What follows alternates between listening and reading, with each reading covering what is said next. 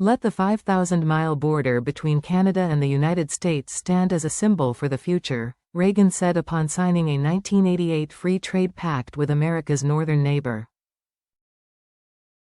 Let it forever be not a point of division but a meeting place between our great and true friends. But a point of division is here. On Tuesday, President Donald Trump plans to impose a 25% tariff on most imported Canadian goods and a 10% tariff on Canadian oil and gas. Canada has said it will retaliate with a 25% import tax on a multitude of American products, including wine, cigarettes, and shotguns. The tariffs have touched off a range of emotions along the world's longest international border, where residents and industries are closely intertwined. Ranchers in Canada rely on American companies for farm equipment, and export cattle and hogs to U.S.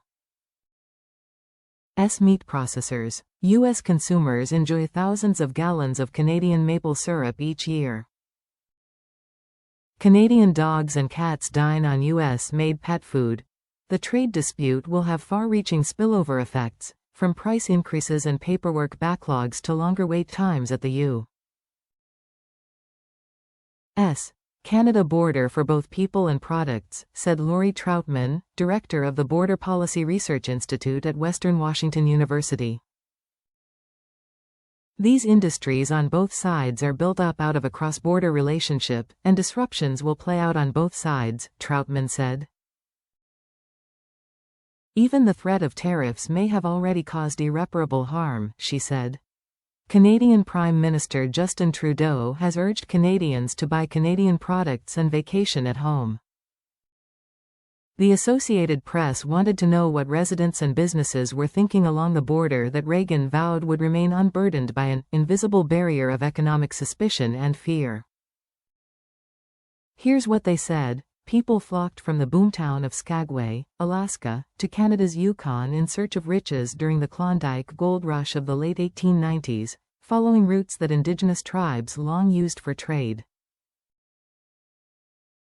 Today, Skagway trades on its past, drawing more than 1 million cruise ship passengers a year to a historic downtown that features Klondike-themed museums. But the municipality with a population of about 1,100 still holds deep ties to the Yukon. Skagway residents frequently travel to Whitehorse, the territory's capital, for a wider selection of groceries and shopping, dental care, veterinary services and swimming lessons. The Alaskan city's port, meanwhile, still supports Yukon mining and is a critical hub for fuel and other essentials both communities need. It's a special connection, Orion Hansen, a contractor and Skagway Assembly member, said of Whitehorse, which sits 110 miles, 177 kilometers, north and has 30,000 people. It's really our most accessible neighbor. Hansen is concerned about what tariffs might mean for the price of building supplies, such as lumber, concrete and steel. The cost of living in small, remote places already is high. People in Whitehorse and Skagway worry about the potential impact on community relations as well as prices. Norman Haller, who lives in Whitehorse, said the months the tariffs have loomed created an uncomfortable feeling and resentment.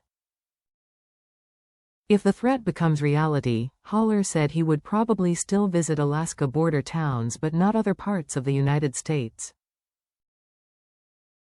Is it rational? I don't know, but it satisfies an emotional need not to go, he said. Becky Borer in Juneau, Alaska. At the border of Washington State and British Columbia, the tension over tariffs is evident in a waterfront community that is hoping for Canadian mercy. Point Roberts is a 5-square-mile, 13-square-kilometer, U.S. exclave whose only land connection lies in Canada, which supplies the unincorporated nub of American soil its water and electricity. It's a geographic oddity that requires a 20-mile drive around Canada to reach mainland Washington state.